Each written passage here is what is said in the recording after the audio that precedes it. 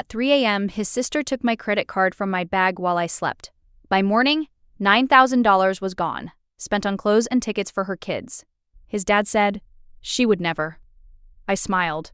Because the card she used was actually I woke up at 6:17 a.m. to the kind of silence that feels wrong. Not peaceful. Not soft. Wrong. For a few seconds, I just lay there in Daniel's old bedroom at his parents' house, staring at the ceiling fan that clicked once every rotation. We had come in late from the airport the night before after covering a city council corruption hearing in Chicago. Well, I had covered it. Daniel had tagged along for the weekend because his mother had insisted the whole family gather before his sister Marissa took her kids to Orlando for a healing trip. Healing from what? Nobody could explain. I rolled onto my side and reached for my phone. 4 missed calls from my bank. 3 fraud alerts. A text from an unknown number. Thanks for making this trip possible. I sat up so fast the blanket tangled around my legs. My stomach dropped before my brain caught up. I opened my banking app, hands already shaking. Then I saw it. 1,842, luxury boutique. $2,126, airline tickets. $1,390, designer children's store. $2,011, theme park resort reservation. $641, cosmetics. $997, luggage. Total pending, $9,007.43. For a second, I couldn't breathe. I'm not careless with money. I'm a journalist, not a trust fund heiress. I work long hours, chase reluctant sources through parking lots, eat bad deli sandwiches in my car, and stretch every paycheck because freelance investigations don't always pay on time.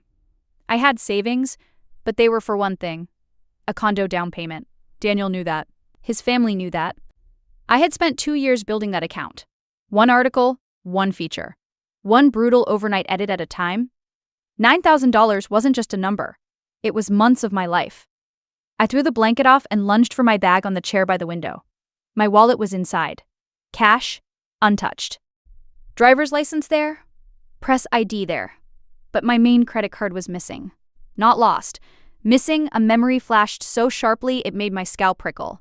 Around 3 a.m., half awake, I'd heard movement in the room. I'd assumed it was Daniel coming back from the bathroom. I'd even mumbled, "You okay?" No answer. Just the faint sound of a zipper. I had been too exhausted to open my eyes. Now my mouth went dry. I knew exactly who had done it.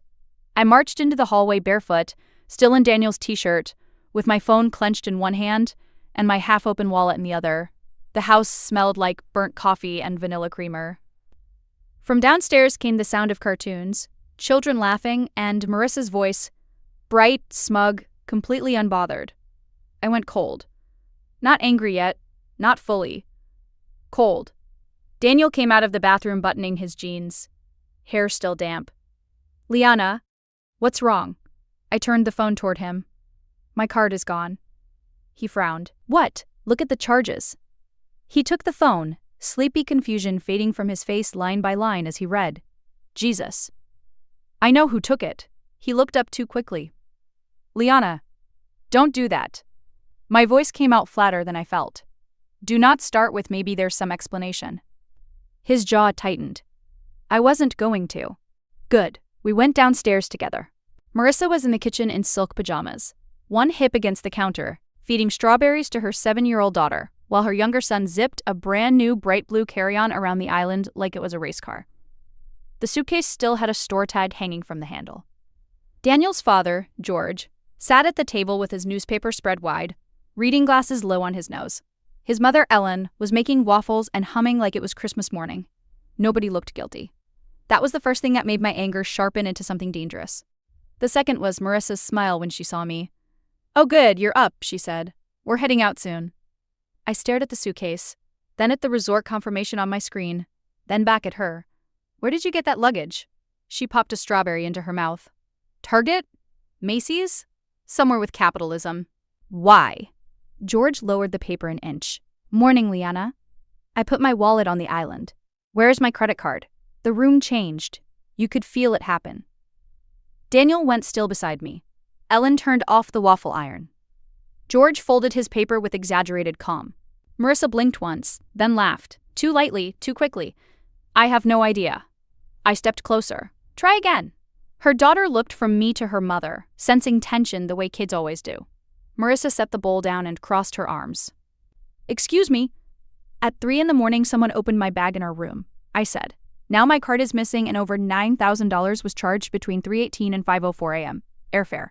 Clothes? Resort booking? Kids' things. Luggage? Interesting coincidence. Daniel inhaled slowly. Marissa, just tell the truth. She stared at him in open offense. Are you serious? George stood, chair scraping the tile. This has gone far enough before it's even started. I looked at him. It's starting because someone stole from me. No one stole from you, he said. I actually laughed once. It sounded ugly. My card is missing. Then maybe you misplaced it. In your daughter's shopping spree? Marissa's face hardened. Wow.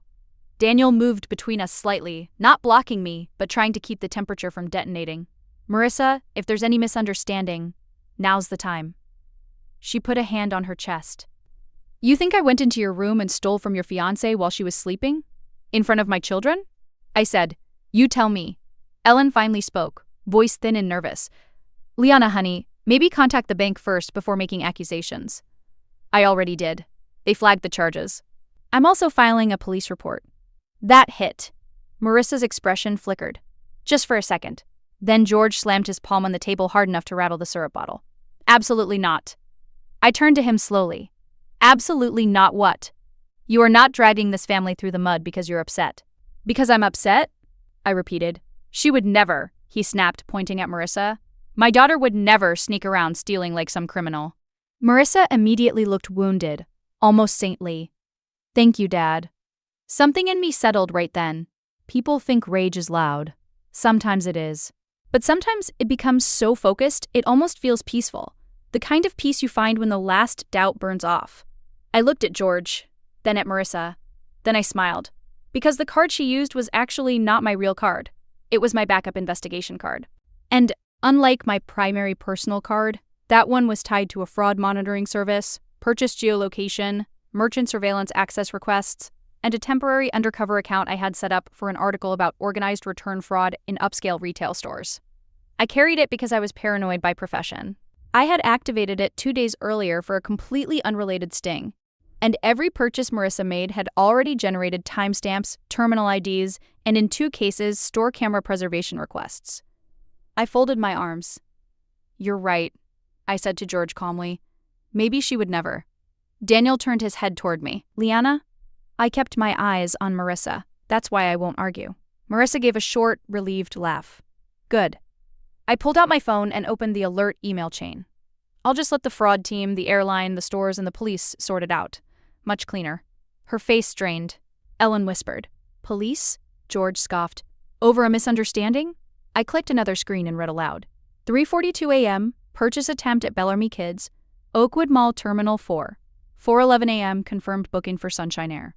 3 tickets, departing 10:35 a.m. today. 4:37 a.m., luggage purchase.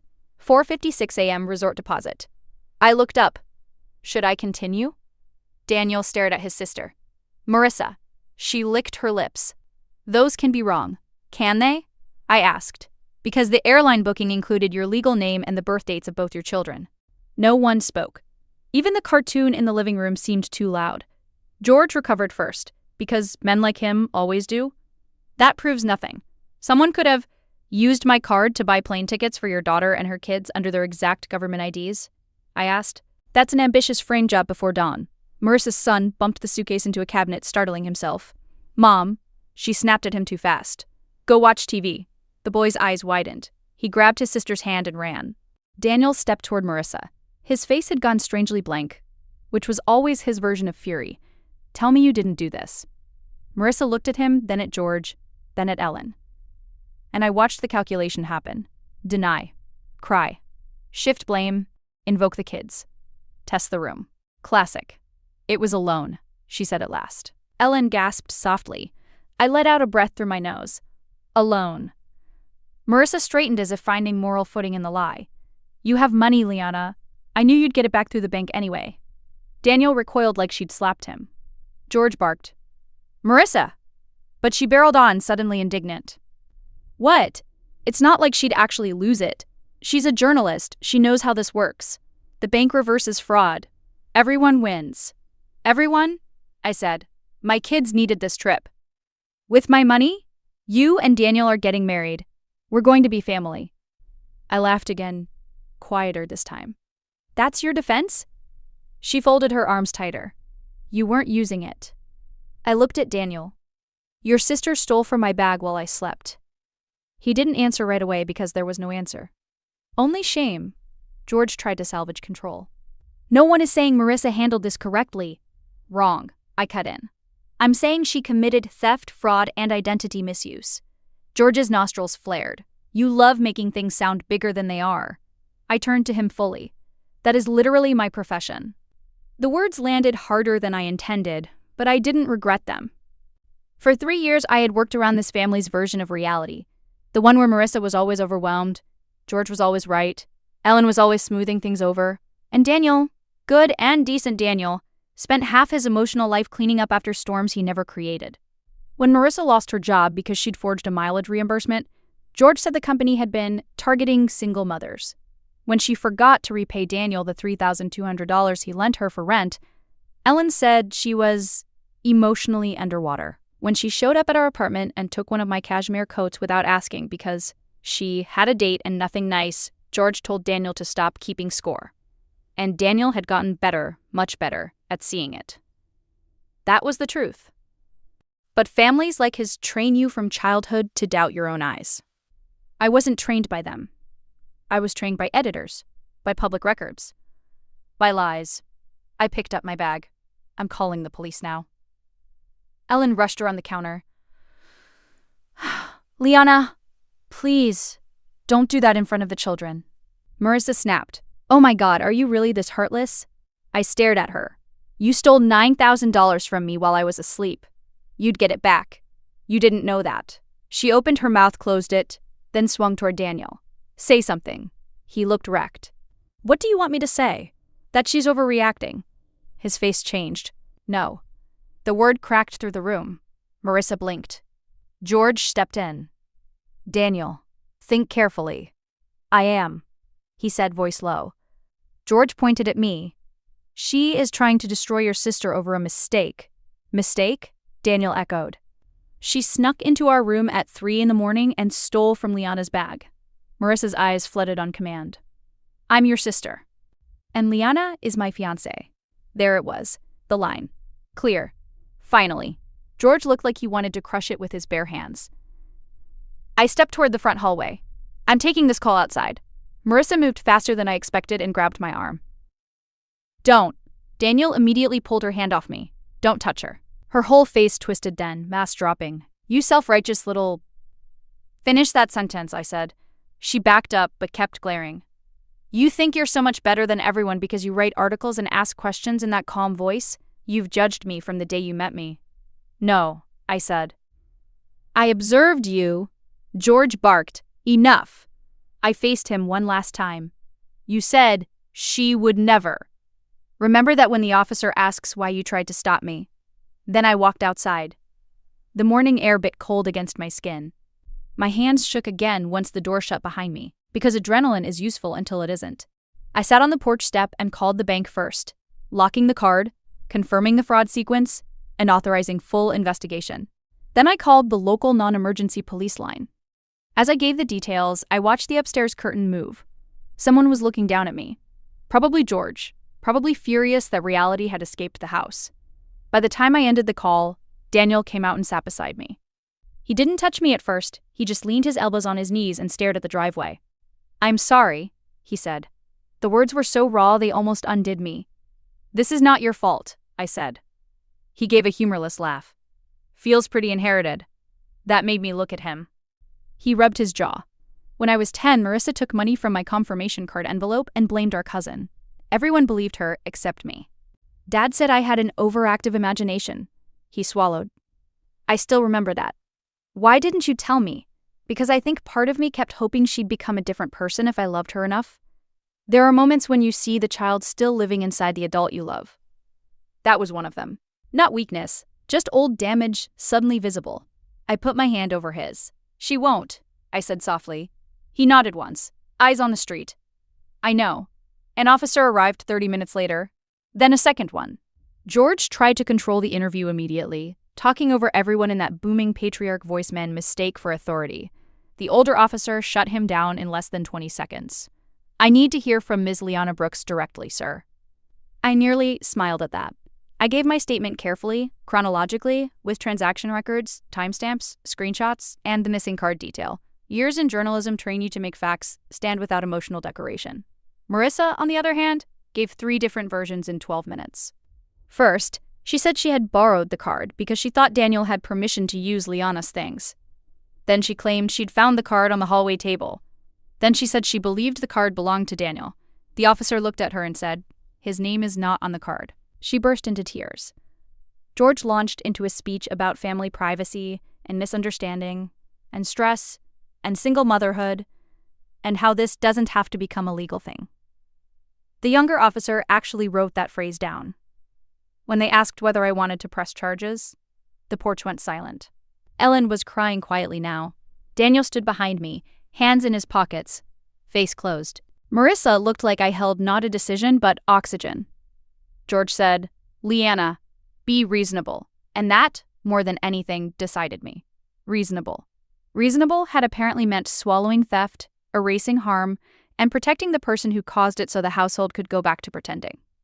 Reasonable was the cage. "No," I said. "I want the report filed." Marissa made a strangled sound. "You're doing this to punish me," Daniel said. "Enough." The officers separated us after that.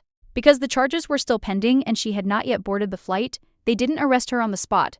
They documented everything, spoke to the merchants, and informed her of next steps pending bank confirmation and prosecutorial review, which meant she stayed physically free that morning. Emotionally, though, the air had shifted. Everyone knew this time wouldn't disappear. Her trip was canceled within an hour. The airline froze the reservation. The resort voided the booking. The boutique transactions were flagged for fraud retrieval. A local store called back while the officer was still on site to confirm security footage preservation. I didn't need to say another word. Facts were doing their job. By noon, Daniel and I had packed our bags. Ellen followed me into the guest room while I zipped my suitcase. "I know you hate me right now," she said. I looked up. "I don't hate you. George doesn't understand." "No," I said quietly. "He understands more than he admits. He just chooses her anyway." That made her flinch. She wrung her hands. I should have said something earlier. Years earlier. "Yes," I said. Her eyes filled again. "Daniel loves you. I love him too. Then please don't let this destroy." I stopped packing and faced her. "Ellen, your daughter stole from me while I slept in your house. Your husband tried to bully me out of reporting it. Whatever happens next was not created by me." She nodded, because there was nothing else to do with truth that clean. George did not come upstairs. He stayed in the kitchen, banging cabinet doors like the injured party in all this. Marissa locked herself in the bathroom for an hour, then emerged puffy-eyed and venomous, hissing at Daniel that he had chosen a stranger over blood. I heard him answer from the hall. "No. I chose reality over your lies." I loved him a little fiercely for that. We drove back to the city in almost complete silence. Not hostile silence, shock silence. The kind that settles after a building collapses, and both survivors are still listening for what else might fall. Halfway home, Daniel said, "If you want to postpone the wedding, I'll understand." I turned toward him. "Is that what you want?" "No." His hands tightened on the wheel. "I want to marry you. I also know my family just handed you a preview of what life with me could become if I don't draw hard boundaries." "That last part matters more." He nodded. "I know. When we got back to our apartment, I showered for 30 minutes and still felt contaminated. Not because of money, not even because of the theft itself, because of the intimacy of it. My bag, my sleep, my body at rest in what I thought was a safe house. That kind of violation gets under the skin. By evening, the bank had moved quickly.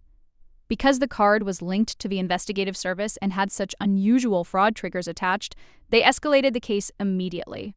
The charges were frozen, my liability was protected. The merchants were cooperative. The airline sent an email confirming attempted traveler identity documents used in the booking. Marissa had been sloppy because people who are never forced to face consequences often are. At 8:12 p.m., George called. I put him on speaker. Daniel sat beside me on the couch, jaw tight.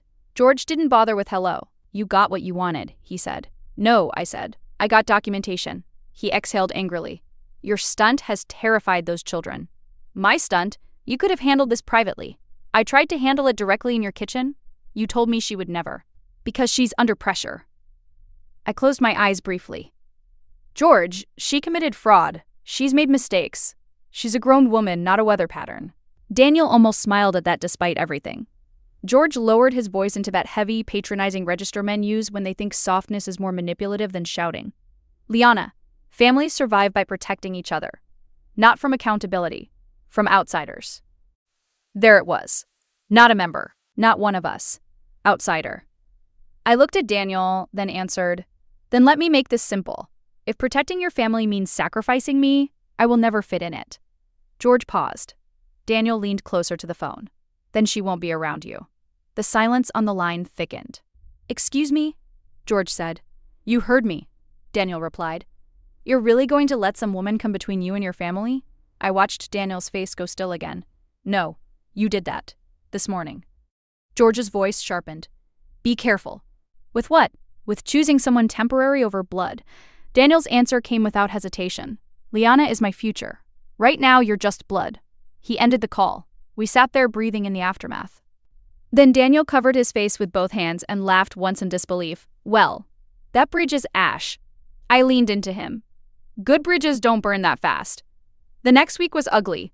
Marissa texted from new numbers after I blocked the first 3. You ruined my kid's vacation. Hope your article money keeps you warm when this family spits you out. Women who can't have kids always hate mothers.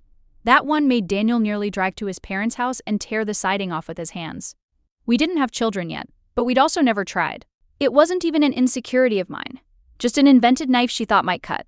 That was Marissa's specialty. Locate tenderness. Weaponize. I saved every message. Then there were the indirect attacks. Ellen sending long, trembling voicemails about healing, George emailing Daniel a spreadsheet of every time his parents had supported him financially from age 18 to 22, as if parenthood were a loan with interest. Aunt Beth, whom I'd met twice, messaging me on Facebook to say I should feel ashamed for involving the authorities over a family misunderstanding. I replied with one sentence. The misunderstanding seems to be about the definition of theft. Then I blocked her too. What surprised me most was what happened at work. I hadn't intended to tell anyone beyond my editor because I needed one day off to handle the bank and police paperwork. But newsrooms are built on noticing what people aren't saying. My editor, Sonia, took one look at me and said, Who do I need to ruin? I laughed, and that nearly turned into tears. So I told her. Not all the emotional history. Just the clean structure. Fiance's sister stole from my bag. Family tried to suppress report. Case active. Wedding stress high. Sonia listened, then swore softly and handed me a coffee. You know what I like about you, Liana, she said. What? You never confuse discomfort with doubt. I thought about that all day. Because she was right. I was uncomfortable, humiliated, exhausted, sad for Daniel, furious for myself. But I had no doubt. 3 weeks later, the bank reversed everything permanently. The merchants complied. The local prosecutor's office reviewed the file. Marissa was offered a chance at a plea arrangement that involved restitution documentation, fraud education, and a misdemeanor filing instead of the uglier route she had earned. George called Daniel screaming that I had destroyed her record. Daniel said, No, she did. By then he had stopped explaining. That was new. That was healthy. He started therapy again too, something he'd tried once in college and abandoned because George called it paying a stranger to insult your parents. This time Daniel stuck with it. Every Thursday evening he came home quieter, clearer, more himself. One night over takeout, Lome, he said, I always thought loyalty meant enduring the damage and staying anyway.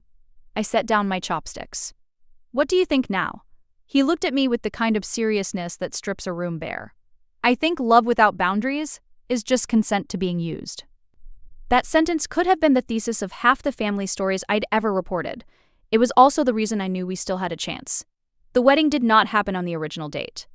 Not because I doubted him. Because neither of us wanted George walking around a reception pretending to bless a union while resenting the woman in the dress. Daniel uninvited both his father and Marissa. Ellen cried and said she understood. Then, predictably, she attended George's side for another month before finally admitting his position was that everyone should forgive Marissa, erase the record, and apologize to her for stress.